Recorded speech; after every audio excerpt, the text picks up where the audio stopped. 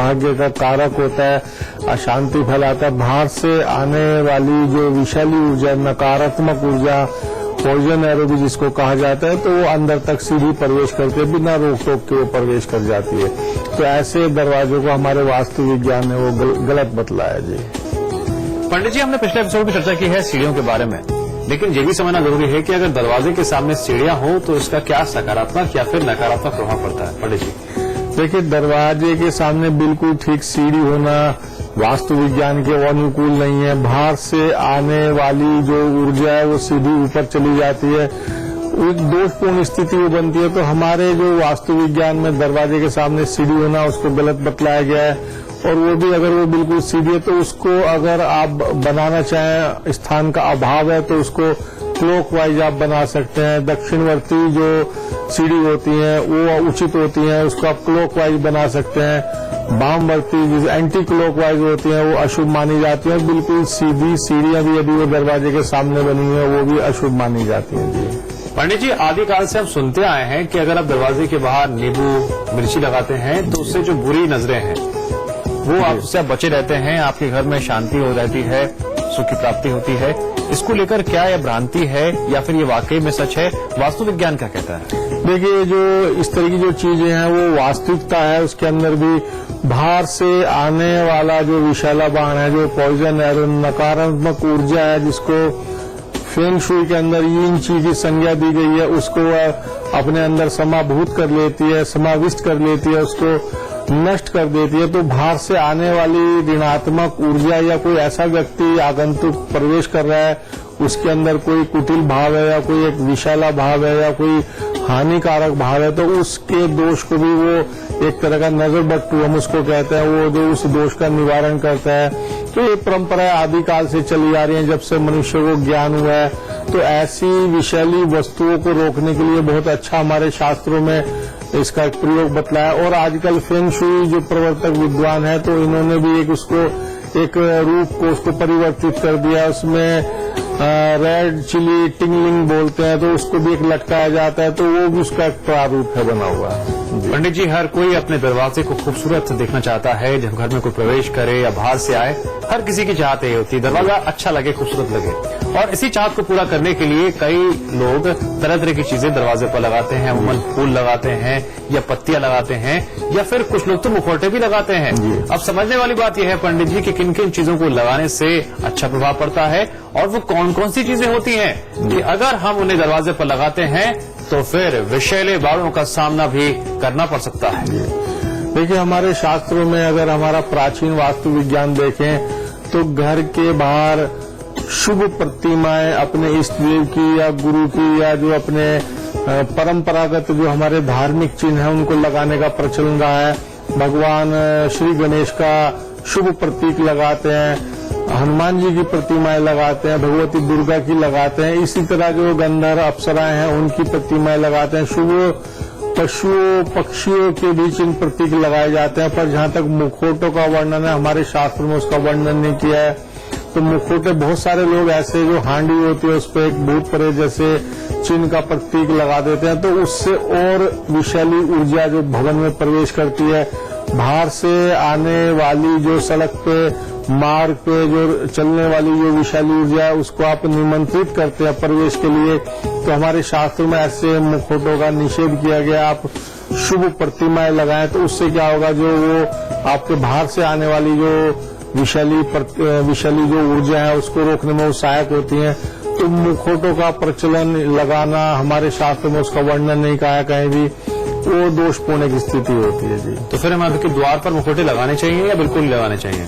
देखिए, द्वार पे मुखौटे लगाएं, शुभ मुखौटे लगाएं, प्रतीक प्रतिमाएं लगाएं। मुखौटे लगाना सर्वथा वर्जित किया हमारे वास्तु विज्ञान के अंतर्गत। पंडित जी, एक बार फिर से आपसे समझना चाहेंगे कि जो ऊंचाई है, लंबाई है दरवाजे की, क्या आधार होना चाहिए?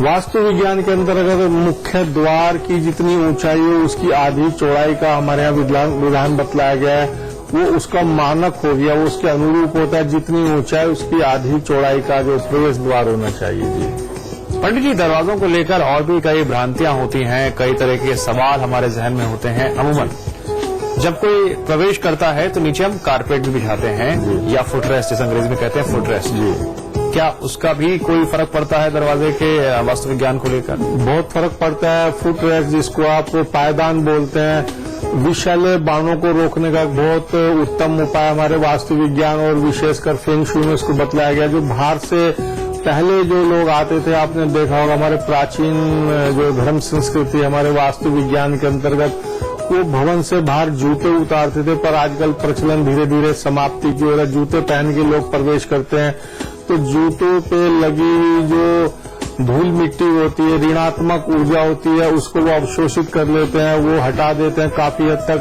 तो ऋणात्मक ऊर्जाओं को रोकने के लिए पायदान का विशेष प्रयोग है हमारे वास्तु विज्ञान और फेंग शुई में। तो ऋणात्मक ऊर्जा, विषैले बाणों का ये एक तरह से निरोधात्मक ये के उपाय हमारे शास्त्र के अंदर है जी। पंडित जी, कई लोग ऐसे भी होते हैं जो दरवाजे के आसपास डस्टबिन को बेच देते हैं। अब ये कितना असर डालता है, ये भी आप समझना चाहेंगे? देखिए, दरवाजे के आसपास कूड़ेदान होना अशुभ बतलाया गया, दूर होना चाहिए। उसका एक वास्तु विज्ञान में निर्धारित स्थल है, दक्षिण दिशा में या दक्षिण अथवा नैत्रत के जो मध्य का भाग होता है उसमें आप रख सकते हैं। मुख्य द्वार के पास कभी आपको कोई ऐसी विषय वस्तु नहीं रखनी चाहिए। दोषों की उत्पत्ति होती है मुख्य द्वार के सामने कूड़ेदान होना, मुख्य द्वार के सामने कोई आपके गैराज होना, टूटा हुआ गंदा कोई विषय वस्तु होना, या कोई बड़ा पेड़ होना, टेलीफोन का खंभा या बिजली के खंभे होना, ये इस प्रकार की बहुत सारी हैं। कोई नाला होना, ये एक विषैले बाणों की उत्पत्ति करती हैं। तो इन सब चीजों से उस व्यक्ति को बचना चाहिए। संभवतः प्रयास करें कि आपके द्वार के सामने कोई ऐसी विषय वस्तु ना हो। अब बहुत सारी ऐसी विषय वस्तु होती हैं जिन पर आपको कोई अधिकार नहीं, जो सरकारी उसमें होती हैं। जी जी। तो उसके लिए आप अपने उसको दोष को निवारण के लिए, आपने देखा होगा जब हम नींव बनवाते हैं भवन के लिए, तो उसमें चांदी के तार या चांदी के जो बर्तन होता है उसमें शहद भर के भूमि में दबाने का प्रचलन रहा है। तो वो इसीलिए होते हैं कि बाहर से आने वाले जो विषैले बाण आपके घर में प्रवेश ना करें, आपके द्वार में प्रवेश ना करें। तो उनसे बचने के तरीके बतलाए हैं। पंडित जी, जब भी हम किसी मिलते हैं, उसकी ऊर्जा, उसकी तरंगे हमारे घर के वायुमंडल में एक व्यापक प्रभाव डालती है। अब समझने वाली बात यह है कि जो आज के दौर में बहुमंजिला इमारतों का दौर चला है, तो हमारे सामने भी तो पड़ोसी होता है, और पड़ोसी है तो द्वार भी होगा, दरवाजे आमने सामने भी होंगे।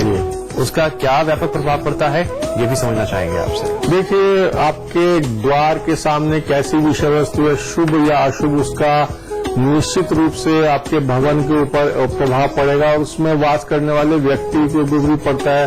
तो ऐसे उसको बचाने के लिए हमारे जो फेंग शुई है उसके अंदर पाकुआ दर्पण का विधान है। तो बाहर से आने वाली जो ऋणात्मक ऊर्जा उसको जो परावर्तित कर देता है, ऐसी विषय वस्तुओं से अपने आप को बचाना, अपने भवन को बचाना, आपके घर में वो प्रवेश ना करें, बड़ी महत्वपूर्ण होती हैं। तो ऐसी बहुत सारी चीजें हैं जो आप स्थापित कर सकते हैं बाहर से आने वाली विषैली ऊर्जा को बचाने के लिए। पंडित जी, हमारे साथ कॉलर जुड़ गए हैं बनारस से भास्कर जी। भास्कर जी, सवाल पूछिए। पंडित जी नमस्कार। जी नमस्कार जी, मेरे दो क्वेश्चन है। एक तो ये कि जो फ्रंट गेट है उसके सामने अगर सामने वाले का गेट हो तो वो कैसा रहता है, और दूसरी बात ये कि फ्रंट गेट हमारा कैसा होना चाहिए। देखिए, सामने के भूखंड में आपके गेट बना है, उस पर आपका अधिकार नहीं है, तो आप अपना गेट ही कर सकते हैं। अगर आपका आमने सामने बना है तो उसमें जो आपका मुख्य द्वार है उसकी चौखट में आप चांदी का तार लगा सकते हैं। तो आपके जो घर का जो ऋणात्मक ऊर्जा घर के बाहर से आने वाली वो प्रवेश नहीं करेगी। घर की जो सकारात्मक धनात्मक ऊर्जा है वो घर से बाहर नहीं जाएगी।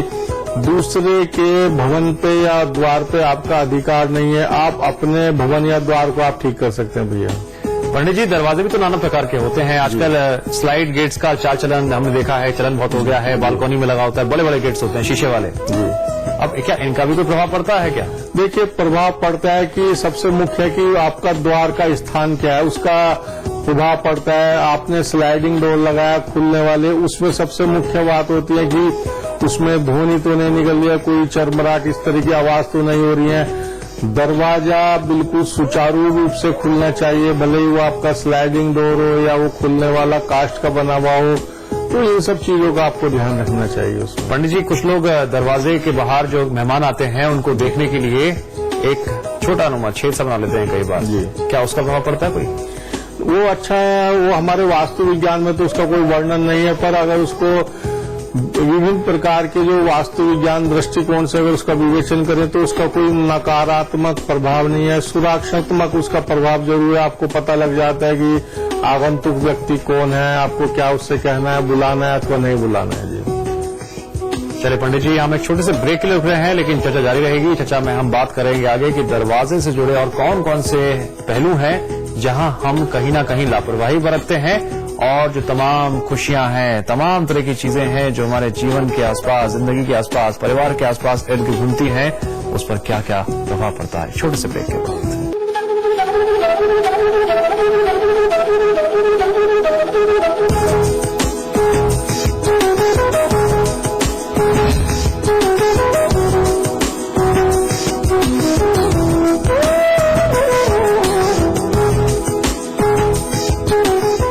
सेल्फ डिफेंस का जुनून सवार है, स्ट्रेंथ के लिए यही देती हूँ।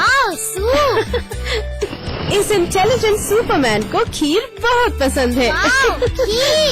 हस्बैंड को ऑफिस में भी बिरयानी चाहिए।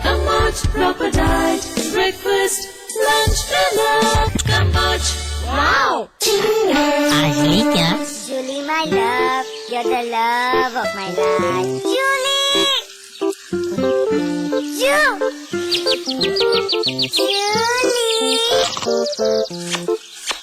उंगली खुजली ने प्लान बनाया क्विकली और पाइप दबाया क्वाइटली।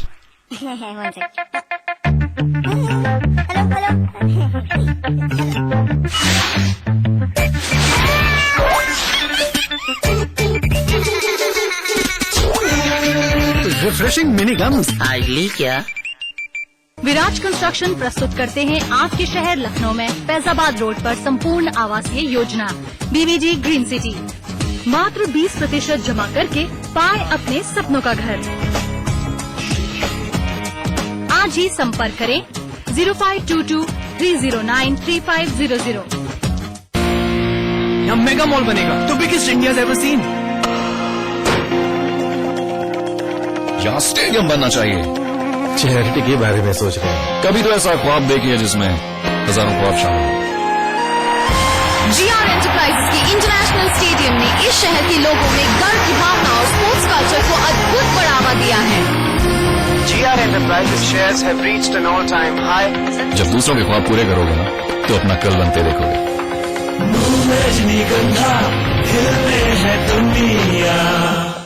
बघेलखंड, बुंदेलखंड और रुहेलखंड की खबरें, पूर्वांचल की सरगर्मियां, ब्रज और अवध की सुर्खियां, राजधानी लखनऊ की हलचल और NCR का हालचाल, यानी उत्तर प्रदेश का पूरा सूरत हाल। देखिए हमारा उत्तर प्रदेश सुबह 7:30 बजे, दोपहर 1 बजे और शाम 7:30 बजे, सिर्फ समाचार प्लस पर।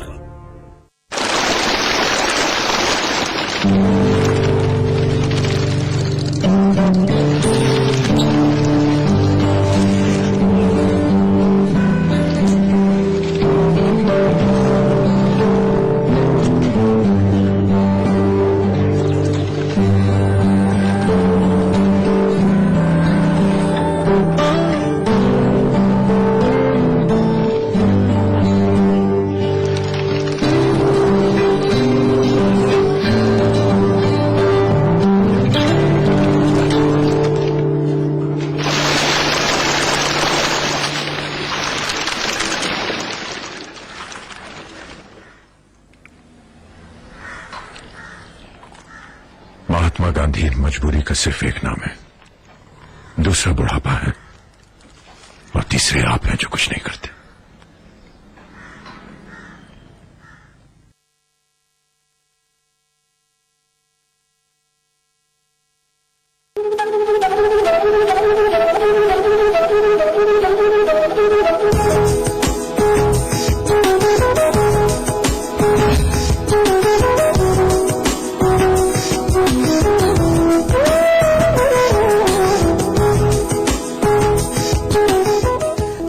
स्वागत है ब्रेक के बाद। आप देख रहे हैं हमारी खास पेशकश आपके सितारे, और आज वास्तु विज्ञान के नजरिए से हम समझने की कोशिश कर रहे हैं कि दरवाजे जो कि घर का एक अहम हिस्सा होते हैं। दरवाजे को लेकर किन किन बातों का ध्यान रखना बहुत जरूरी है। इसी कड़ी में आगे बढ़ते हुए पंडित जी से हम ये जानते हैं कि हर कोई पर्यावरण के बेहद करीब रहना चाहता है। पंडित जी, अगर हम पेड़ पौधों का इस्तेमाल करते हैं या फिर छोटे छोटे पेड़ पौधे लगा लेते हैं दरवाजे के बाहर, उसका क्या प्रभाव पड़ता है? देखिए, दोनों ही तरह